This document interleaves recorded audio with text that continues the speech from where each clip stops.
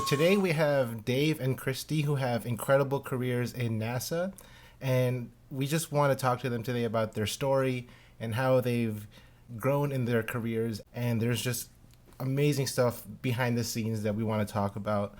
So thank you again, Dave and Christy, for Thank joining you. us here at the Wake Up Call. Val, she's going to start it off with her first question. Yeah, so our first question is what sparked the interest to study science and space? Well, ever since I could remember when I was super young, I always just loved space. And I honestly can't even explain where that came from because I wasn't exposed to it specifically where I was growing up. But I used to dream about it. And then, I watched the movie Space Camp and I'd see books in school and I just had immediate attraction to space and always wanted to fly in space. So, when I could, I would read up on it and try and learn as much as I could. And this was all before the internet. So it wasn't like you had easy access to learning what was out there. It was like you had to go to the library and the books were like 50 years old or whatever, out of date. So I just inherently had this interest, and I had a little planetarium and a telescope, and always wanted to go to space camp. And the irony with space camp is, even though I never got to go to space camp, my first job was like being at space camp, working at Johnson Space Center in the Human Spaceflight Program, doing the real thing. So since I was always interested in that, I was interested in science and math and kind of a can-do attitude. And, when you're younger, you don't even know what hurdles are ahead of you. You're like, no one's stopping me. You're a kid, you don't know about the biases yet, and what's going to happen. So it's a good thing I never let any of that stop me getting to where I want to go, because there were definitely obstacles in my way. Now with Dave, I know he was telling me, because it was before I knew him, obviously, he used to play astronaut in his backyard, he said. And he also wanted to be an astronaut. So he was already doing like engineering when he was like age 6, I think.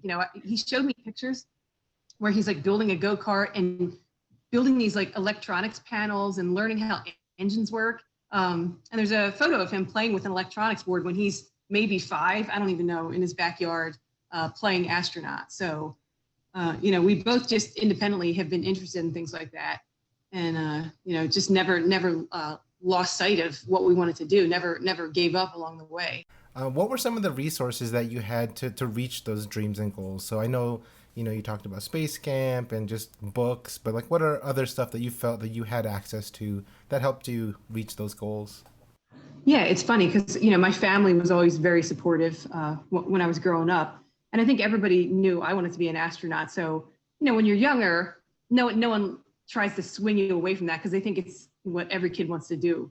But, at least with my family, I was never, it was like, whatever you want to do, as long as you do well in school, you can do what you want to do. Like, they never said, oh, you have to do this or that. And the irony is, when I got into school, elementary school, middle school, high school, taking, extra courses in physics, that's when I first started bumping into some of the hurdles. And I remember in middle school, some boy, I'll never forget it. It's funny what you remember. And we went around the room saying what we wanted to be. And he turned to me and he was like, you'll never be an astronaut. And it was like, oh, I dare you. What do you, and that was probably the first time I remember somebody putting it in question. And I was like, what is he talking about? What does that even mean? But I never listened to him. I thought he was an idiot. I'm like, well, it's just because you're going to fail doesn't mean I will. Anyway, so I just, parents supported me in books I wanted to get. And then I had really good teachers growing up. So, they would help put me in touch with resources to learn more about it. So I think, family and teachers early on, but, there were some teachers who weren't as good as other teachers or, guidance counselors. And I think one of the lessons I think I've learned is, as long as you have the drive and the willpower, there might be people who try and tell you you can't do it, but you really should never, ever listen to those people. And it's like, even if you don't get all A's, you might think I have to get all A's. Well, not necessarily. It's okay to get B's too, because you might have other skills that are needed that maybe these people who are getting all A's don't get. Like maybe they're not good at communications or something, or teamwork, which are also very important skills to have, respecting others. So I learned that it's this combination of things that really makes you successful. So for Dave, I know I had interviewed Dave before to make sure I knew these answers, some of them, because they're things before I knew him. I know Dave has a great family as well. And, his dad spent a lot of time with him when he was younger. helping him learn how to use tools. And, I know some of your uncles and neighbors help you with that stuff too.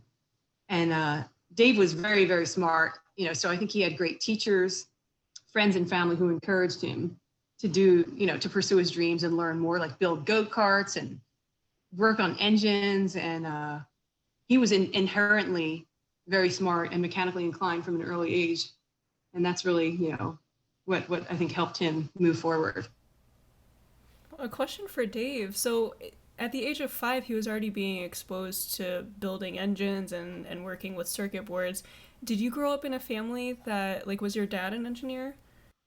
Well, his dad was also very smart. He was an IT specialist. So, like, before we were worried about malware and spyware, before, it's a thing that we all look out for, he was one of the first people to recognize that, IT systems could be hacked and that we could be at risk for things. So if you Google his name, it's kind of amazing what comes up. I think his family is really about education. So understanding how important education is, and whether they're an expert or not, making sure their kids have a venue for it, to learning the things that they want to learn, whether it's going to museums or discussing things, or putting Dave in touch with maybe other people who might be mechanically inclined.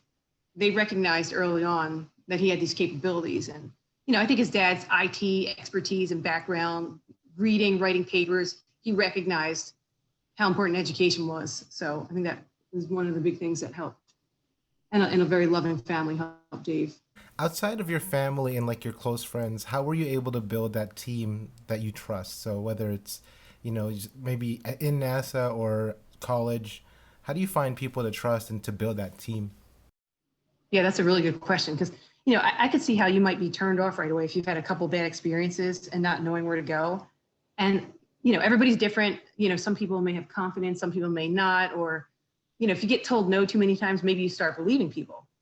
And I think for me, I was, I really like, I guess in schools, sometimes kids don't like their teachers. For the most part, I always really liked my teachers, and maybe got made fun of for that a little bit. And I don't even care, so I formed pretty strong relationships with some of my, what I would call cool teachers. And I was a big athlete in school, so I really had great support from my coaches.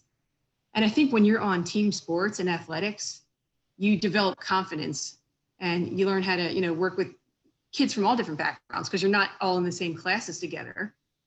And you form friendships that maybe you wouldn't even know about, whether you're in choir, which I was in. I think broadening your exposure to different people, you can form these support groups that you might, if you don't get through your teachers, everyone's different. I think the most important thing is to kind of broaden your experience. So you're exposed to a lot of different people, not the same kind of person who might think if you don't look a certain way, maybe that's not the right career for you.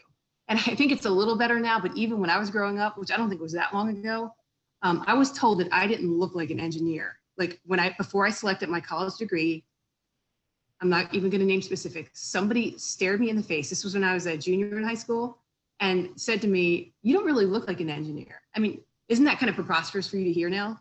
But that was before I had full confidence. So it did worry me a little bit. I'm like, what does he mean? And, I didn't necessarily speak up, but I certainly didn't let it stop me. So I think by building up a broad base of, friends of different ages and family members, you're going to have someone there who's going to help fill in those blanks. Maybe you're not getting support over here, but you're getting it all over here. And then you whittle out those people who don't support you. It's like, oh, you don't support me, then maybe you shouldn't be a part of my life. So anyway, that's how I navigate it through, by different people. And, I know, Dave, we haven't discussed this specifically, but is it something similar to you for that? How did you build your supporters, probably doing well in school with your teachers looking out for you? And Dave got his private pilot's license at college. So I think right away people saw kind of how special he was, because he wasn't just smart in school. He was, mechanically inclined and reliable. So sometimes you get really smart people who are not reliable. So I think they're no good to anyone, right? Maybe they're good for themselves. But I think people saw that special side in Dave, like how smart he was, but then how personable. So you don't always get that mixture of smart and personable, or smart and respectful of others. And I think Dave drew a lot of people to him by being welcoming of other people's thoughts and opinions. And I remember when I first moved to Goddard, is before I knew Dave. he stood out to me compared to everyone. Everyone's interrupting each other, and I'm so smart. And he was one of the few people who would sit back and listen and consider what other people had said. So that just kind of stands out. So I think people saw that of Dave at an early age, and I know I definitely saw it, and helped to support and knew he was special, and they were going to help him succeed. So with that team that you guys have built, when Dave was diagnosed with ALS, how important was it to know that you had that team? Yeah, so that's a good question. And again, I know Dave might have a different answer than me, but I didn't even believe the initial diagnosis. It was one of those, what are the chances that Dave has ALS? Because it's not common, and there are other neurological conditions, and you don't even want to believe it because his was very slow, like a slow progression in the beginning. So I almost feel like I didn't have that initial mourning stage like other people would have, where because I didn't even believe them. I'm like, whatever, it's something else. But eventually the pattern and the trends made it clear that it was ALS.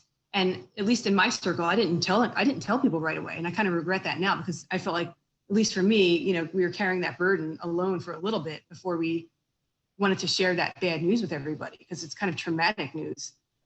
So in the beginning, I feel like, because I didn't say anything to anyone, we were really on our own a little bit.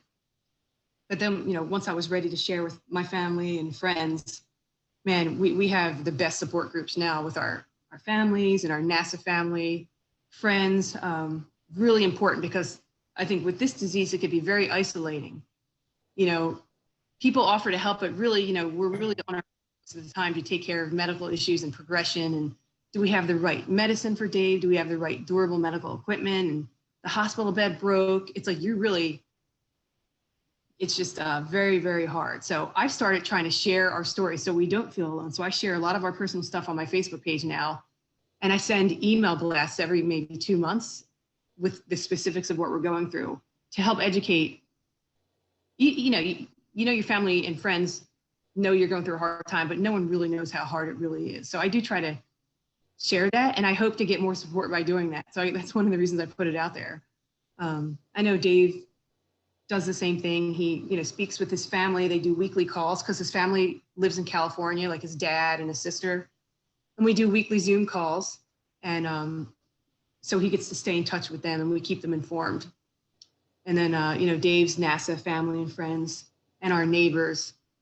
It's just really, really important to keep people informed so that they can, help us. Because some days we don't go outside for like 4 days. I won't even go outside just because we're so busy. And then by the time I can sit down, I'm too tired to do anything. So to us, it's like the pandemic is terrible, but it almost doesn't feel that different to what our lives were before. Now we just have less people come over and they have to wear masks, but yeah, it's not like we were ever going out to big gatherings in general once we became less mobile.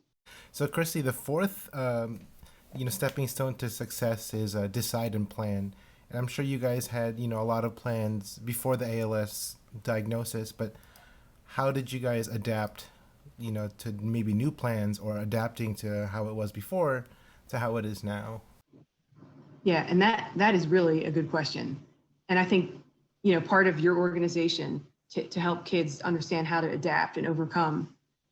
And we're both planners. So I think having been raised at NASA where you're planning complex space missions, where you have to anticipate that things are going to fail on the way, so you have to do a lot of forethought, anticipating problems and then timelining out how long it's going to take.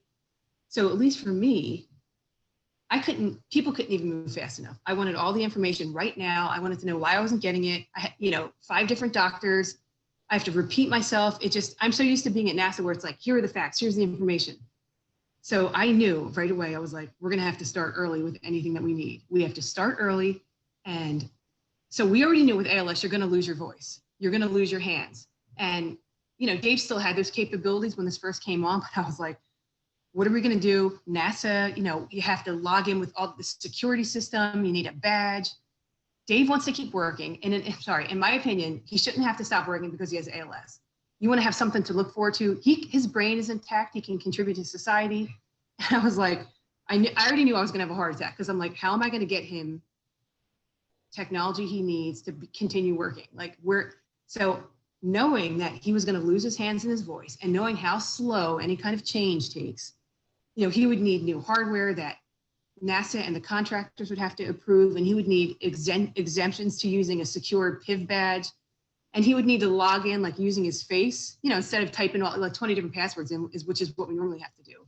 So to make a long story short, we started a year before we thought he couldn't use his hands, and we just about got everything done in a little bit more than a year, and we ended up getting approval to use a NASA laptop, like a PC, and then something called eye gaze technology from a company called Tobii Dynavox, putting that eye gaze technology onto his PC, but he still couldn't log in. So NASA put together a team that involved like 4 different NASA centers, like Langley, Goddard, Johnson, Marshall, maybe JPL, I'm not sure, various people at Goddard, to put together tiger teams to figure out how he could safely log in, but kind of bypass some of the other using a badge and having to type in a code. It had never been done before at NASA. Never, ever, never. It was the first time they ever did it. So, and then a lot of, I'll just say, force of nature on my part and Dave's pushing, and why is it taking so long? And then how much work has been done? It felt like a separate project management job, right? And is it going to cost much? And are they going to support the costs for Dave? And like Dave was a top performer, so his boss was like, get him what he needs. And then we needed a mount, and like NASA wasn't building the mount, so we had a friend come over who worked with us, a mechanical engineer from Goddard, and I gave him the requirements. I'm like, Dave's laptop needs to be on a stand. He needs a big monitor, and it needs to be articulatable because Dave's going to be in a hospital bed leaning back. I need you to build me a system for that. So he came in here. So it took NASA, multiple agencies, Dave and I, Dave's bosses, IT security, and then a friend of ours to put everything together and then test it out. It was crashing in the beginning. So anyway, we never gave up. Failure was not an option. Like, the system needs to be working. He needs to be working, whatever we need to do. So I know that's a lot to say, but we anticipated it. We scheduled it. We never said no. And by the way, we could have given up 100 times because there were so many problems along the way. And I was like, I can't even believe that this doesn't already exist. And I'm going to make sure it does for my husband, who's one of the smartest people that I know. And it's unacceptable for him not to be able to work. So now anyone at Goddard, anyone who might be paralyzed or who was in a car accident, now there's a model in place for future people to follow to be able to work. Anyway, so to me, that's like one of our big success stories. He has so much stuff, useful information in his head, and helped so many people. Like, it would be just unheard of and unacceptable for him not to be able to do that, right? So I'm so glad we did it. And hardware that he designed and built flew to space station. And I know some of the astronauts on space station because I worked with them in my Johnson days. So through a series of special team bonding and relationships, I contacted my Johnson Space Center friends. They know Dave. They were launching his hardware. And one of the astronauts who were doing one of the spacewalks, I think it was last year, when they were installing the hardware, they said his name on orbit. We're Dave Parker, go team Dave. So for me, like, to make things tolerable, I try to find special moments to brighten Dave's day. And that was one of them, or surprising him with things. Just because you're paralyzed doesn't mean you can't have fun anymore, right? Maybe you can't hold on to something, you can't go for a walk, but like entertainment, bring music to the house. I found this couple that owns 90 raptors on a farm in Western Maryland and reached out to them, and they traveled here and brought 6 raptors into our house and brought them right up to Dave. Like, I'm not even kidding. What were they? Falcons, 3 different kinds of owls. So you just have to recalibrate what entertainment is, So, but it does take a lot of thinking out of the box, right? Because when you're used to doing everything with your hands, like what? So we think a lot, we plan a lot. What would you like to tell other families who, they're affected by ALS, in whether it's early or they're just found out? What's some advice that you have for them that, I'm sure you want to tell them? Yeah. The things that I wished I knew when we first got diagnosed. So there is more than one answer for any given problem. So when they meet with their doctors and they're told, hey, these are your options, what I've learned is, by joining, these public forums, like these support groups, I would recommend joining a support group. ALS Caregivers is the one I'm on, and I have learned so much. And no matter what hour of the night I have a problem, or I'm like, Dave's elbows are sore, or how do we manage saliva? I get 15 different responses, and you just can't get that from your doctor. Obviously, your doctor has to prescribe the medications, but you have more options than you know about. So make sure you know all of your options before you make a decision. And then work on your fundraising right away. Save money because the costs are exorbitant. And if you're trying to work like I am, I need help with his caregiving during the week. I need to have someone here to help with that. So those are things that they don't tell you right away. And it's could be like $150,000 a year or more to help with stuff that maybe isn't covered by insurance or caregiver needs, or if you need a nurse to come to the house. And so that was a big one. Like, you have more options than you thought. Are you okay, babe? And start researching ways to save some money or get some grants. I think those would be the two biggest things. How does it feel now to be a quarterback of life and you're able to inspire other kids in the next generation? How does it feel to be a part of the organization and inspiring the future? I love it because I think it's so important to inspire our youth. And I find joy in helping to build people's confidence, right? So by showing that there are hurdles and you can overcome them, and it doesn't matter what one or two people think. I think, raising our youth up and showing them that their capabilities can take them far, and really reiterating to them that it's really going to be your drive, your attitude that's really going to get you where you want to go. Like, you're never giving up attitude. Not, did I get all A's on my report card and somebody told me I wasn't going to do it. For me, like, I almost can't wait for someone to tell me that I can't do it, because I get this adrenaline rush, and I'm just like, oh, I can't do it because you can't do it, or you never did it before. Like, it almost encourages me to even work harder, because I can't believe that they would even dare to tell me I couldn't do it. But I know not everybody has that, and I didn't have it when I was younger. But you start to have these little wins, like, okay, well, maybe that didn't go well, but then I did well over here, and you gradually build your confidence. Or maybe I didn't do well in this class, but hey, our team won the football game or the volleyball game. And you have these different ways to build up your confidence. And, you eventually learn that you're in charge of your own career. You're in charge of you. So I think teaching our kids that, opening their eyes to all the different things that they can do is so important to me. And seeing someone succeed, like somebody who maybe didn't have confidence, and creating or showing them a path that they could possibly use, is very rewarding to me.